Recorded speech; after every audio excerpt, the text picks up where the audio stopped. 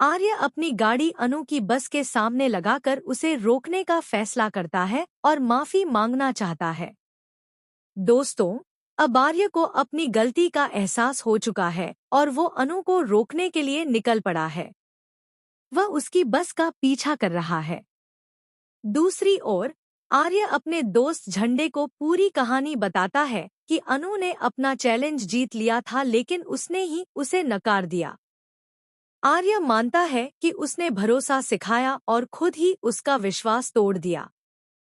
सब सुनकर झंडे कहता है, इसमें कोई बड़ी बात नहीं है। अनु को तो पता भी नहीं चला कि तुम वहां थे। वो आज चली जाएगी, फिर सब कुछ सामान्य हो जाएगा।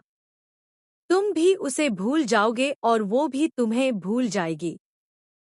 लेकिन आर्य का जवाब होता है, अगर सब सामान्य नहीं हुआ तो कोई तो ताकत है जो हमें बार बार मिलाती है। दिल्ली से बाहर होकर भी हम टकरा गए, ये यूं ही नहीं हो सकता। उधर अनु अपनी दोस्त सिमन से दिल की बातें साझा करती है। मैंने चैलेंज तो जीत लिया, लेकिन सर ने मुझे धोखा दिया। अब मैं यहाँ रुकना नहीं चाहती, मुझे जाना ही होगा। सिमन पूछती है, वहां जाकर सब कैसे संभालोगी? अनु जवाब देती है, यहाँ भी तो सब अकेले ही संभाल रही हूँ। सर का गुस्सा, उनका धोखा, वहां भी संभाल लूंगी।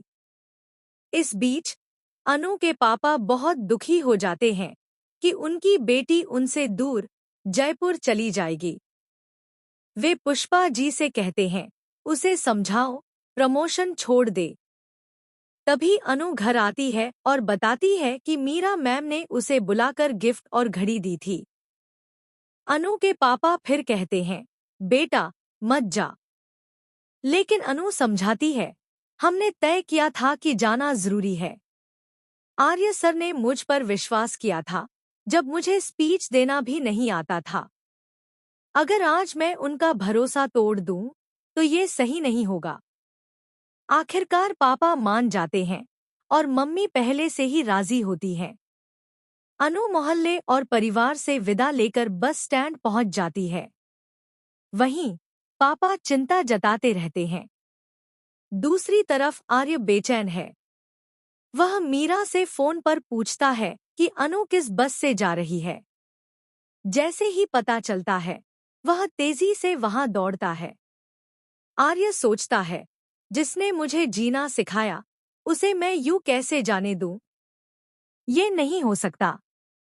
लेकिन झंडे ड्राइवर को रोक देता है और गाड़ी की चाबी नहीं देने को कहता है। आर्य गुस्से में खुद चाबी लेकर निकल पड़ता है।